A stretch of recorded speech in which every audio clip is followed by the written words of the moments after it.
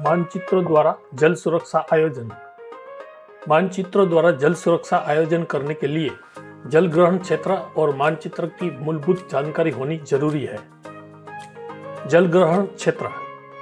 जल ग्रहण क्षेत्र यानी वाटरशेड पृथ्वी की सतह के ऊपर एक ऐसा क्षेत्र है जो काल्पनिक सीमा रेखाओं से बंधित है, जिनकी दोनों ओर की ढलानें एक दूसरे के विरुद्ध दिशाओं में होती है। बारिश से गिरता पानी नदी नाले के माध्यम से किसी एक निर्धारित जगह से जल ग्रहण क्षेत्र से बाहर निकास हो जाता है। रीज लाइन यानी कि ढलान और ड्रेनेज लाइन मतलब नदियां जल ग्रहण क्षेत्र के प्रमुख भाग है। किसी भी विस्तार में जल ग्रहण क्षेत्र छोटा, बड़ा या बहुत बड़ा हो सकता है। मानचित्र।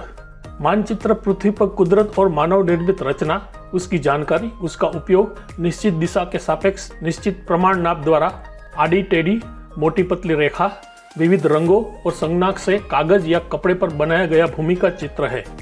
रेखा चित्र से मानचित्र उसके नाप, संज्ञा सूची और दिशा की सटीकता के कारण भिन्न है। नाप की सटीकता। मानचित्र में लंबाई और चौड़ाई दिखाने के लिए एक ही मापदंड का उपयोग किया जाता है। 10 मीटर लंबाई दिखाने के लिए जितनी लंबी रेखा खींचते हैं उतनी लंबी रेखा 10 मीटर चौड़ा दिखाने के लिए की जाती है। दिशा की सटीकता। मानचित्र उत्तर दिशा के सापेक्ष बनाया जाता है। आमतौर पर मानचित्र में ऊपर के भाग में उत्तर दिशा होती है। मानचित्र में उत्तर दिशा दिखाने के लिए इस प्रकार के चिन्हों का उपयोग किया जाता है। प्रमाण नाप। इसे मानचित्र के स्केल के नाम से भी जाना जाता है। जितने भूमि विस्तार का मानचित्र बनाना होता है उतने बड़े कागज की बनावट और व्यवहारिक उपयोग की मर्यादा है, इसलिए उस जानकारी को छोटी करके दिखाना बहुत जरूरी बन जाता है। कितनी बड़ी भूमि की जानकारी को कितना छोटा करके दिखाया गया है उसे मानचित्र का प्रमाण नाप यानी कि स्केल कहते हैं। स्केल को मानचित्र के शब्द और अंक या रेखा और अंक के साथ दिखाया जाता है। संज्ञा सूची। संज्ञा सूची को लीजेंड भी कहा जाता है। संज्ञा सूची के कारण मानचित्र को समझना सरल हो जाता है।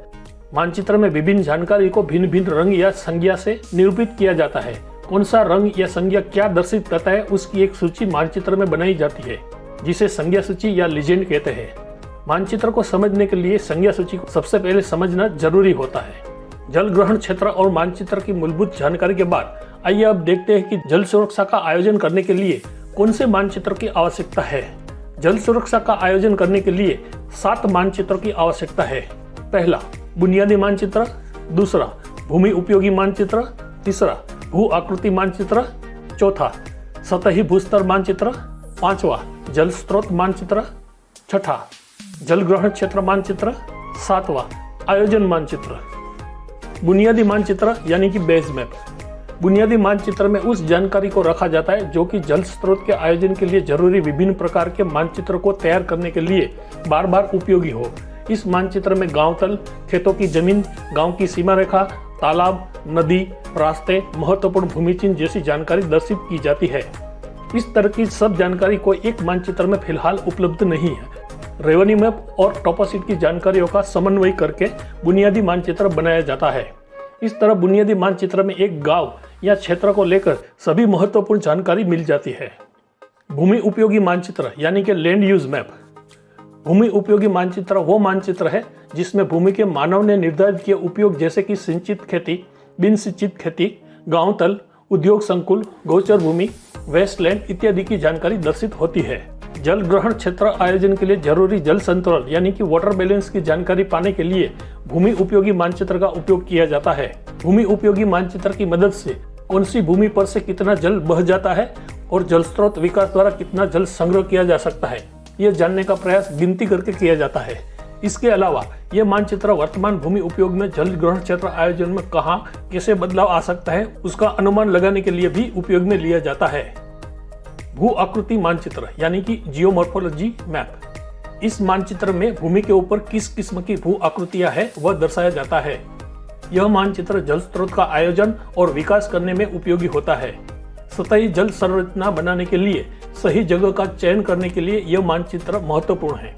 इसके अलावा भू आकृति की प्रकृति के हिसाब से कहां से कितना सतही जल प्रवाह बहेगा उसका सही अंदाजा मिल सकता है। इस मानचित्र को बनाने के लिए भू आकृति विज्ञान की जानकारी होना जरूरी है।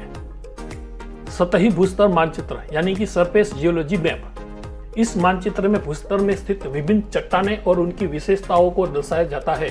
सामान्यतः क्षेत्र में चट्टानें कहाँ स्थित है और वह किस दिशा में कहाँ तक हो सकती है तथा उसकी गहराई कितनी है, ये सभी जानकारी इकट्ठा करके दर्शाई जाती है। इस जानकारी से जल स्रोत के विकास करने में सहायता मिलती है।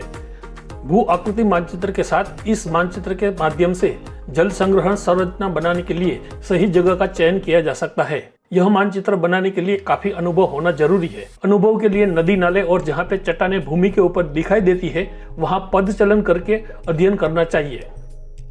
जल स्रोत मानचित्र यानी जियो हाइड्रोलॉजी मैप किसी भी गांव और क्षेत्र के जल और भूमि के प्रबंधन आयोजन हेतु जल स्रोत मानचित्र बनाना महत्वपूर्ण है। अध्ययन क्षेत्र के जल स्रोत की स्थिति और उनकी क्षमता के बारे में आवश्यक जानकारी इस मानचित्र में दर्शाई जाती है। जल ग्रहण क्षेत्र यानी वाटरशेड मैप जल ग्रहण क्षेत्र के विस्तार के आधार से मांग और आपूर्ति का समीकरण का अंदाजा लगाकर टिकाऊ आयोजन के लिए क्या रणनीति हो सकती है वह इस मानचित्र से तय किया जाता है। अगर मांग ज्यादा है तो विकास के कार्य का चयन करना चाहिए। मांग की तुलना में अगर पानी ज्यादा है तो पानी का कहीं और उपयोग करना चाहिए।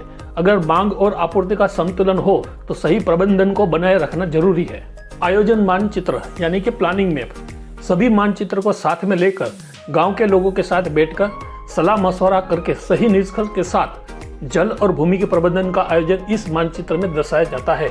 इस मानचित्र में कौन सा कार्य कौन सा लक्ष्य पाने के लिए किया गया है उसकी विस्तृत जानकारी मिलती है। इस प्रकार किसी भी क्षेत्र का आयोजन किया जा सकता है। अधिक जानकारी के लिए संपर्क करें arid communities and technologies A52 Changleshwar society Ranjanbari के सामने Pramukh Swami Nagar Mundra road relocation site Bhuj Kutch Gujarat. Phone number 02832231831।